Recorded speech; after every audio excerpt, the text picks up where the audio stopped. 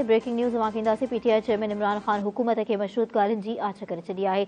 Breaking news आहे नाज़रीन, लाहौर में पंजाब जी पार्लियामानी पार्टी जे इजलास के ख़िताब में इमरान खान चयो आहे त हुक्मरान सां वेहण, ॻाल्हियूं कनि ऐं आम चूंडनि जी तारीख़ ॾियनि या वरी हू असेंबलियूं तोड़े छॾींदा।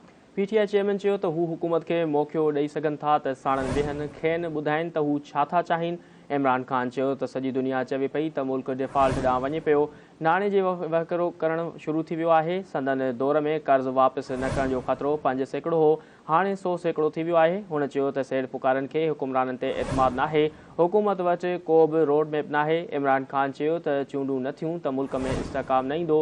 असेंबलियूं तहलील करण जे फ़ैसिले पुठियां पाकिस्तान आहे। पंजाब ऐं केपी जूं असेंबलियूं टुटंदियूं त 66% पाकिस्तान में चूंडूं थींदियूं। ब्रेकिंग न्यूज़ आहे नाज़रीन, अवां खे आगाह कंदासीं। पीटीआई चेयरमैन इमरान खान हुकूमत के मशरूत ॻाल्हियुनि जी आछ करे छॾी आहे।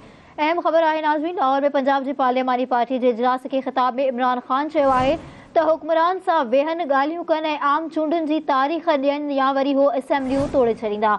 पीटीआई चेयरमैन चयो आहे त हू हुकूमत खे मौक़ो ॾेई सघनि था, साणनि वेहनि, खेनि ॿुधाइनि त हू छा था चाहिनि। इमरान खान चयो त सॼी दुनिया चवे पई त मुल्क डिफॉल्ट ॾांहुं पियो वञे, नाणे जे वहिकिरो विकिणणु शुरू करे वियो आहे। संदन दौर में कर्ज़ वापसि न करण जो ख़तरो 5% हो, हाणे 100% थी वियो आहे। हुननि चयो त सीड़पकारनि खां हुक्मराननि ते एतमाद नाहे, हुकूमत वटि को बि रोड मैप नाहे।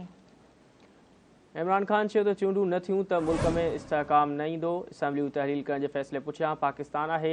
पंजाब ऐं केपी जूं असेंबलियूं टुटंदियूं त 66% पाकिस्तान में चूंडूं थींदियूं। अहम ब्रेकिंग न्यूज़ तव्हां सां शेयर करे रहिया आहियूं। पीटीआई चेयरमैन इमरान खान हुकूमत खे मशरूत ॻाल्हियुनि जी आछ करे छॾी। लाहौर में पंजाब जी पार्लियामानी पार्टी जे इजलास खे ख़िताब कंदे इमरान खान चयो आहे त हुकुमरान असां सां गॾु वेहनि, ॻाल्हियूं कनि ऐं आम चूंडनि जी तारीख़ ॾियनि या वरी हू असेंबलियूं तोड़े छॾींदा।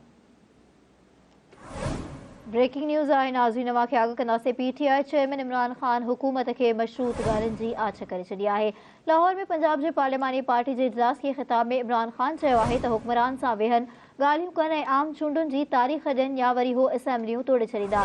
पीटीआई चेयरमैन चयो आहे त हुकूमत खे मौक़ो ॾेई सघनि था त साणनि वेहनि, खेनि ॿुधाइनि त हू छा था चाहिनि। इमरान खान चयो त सॼी दुनिया चवे पई त मुल्क डिफॉल्ट ॾांहुं पियो वञे, नाणे जी वहिकिरो करणु शुरू थी वियो आहे। संदन दौर में कर्ज़ वापसि न करण जो ख़तरो 5% हो, हाणे 100% थी वियो आहे।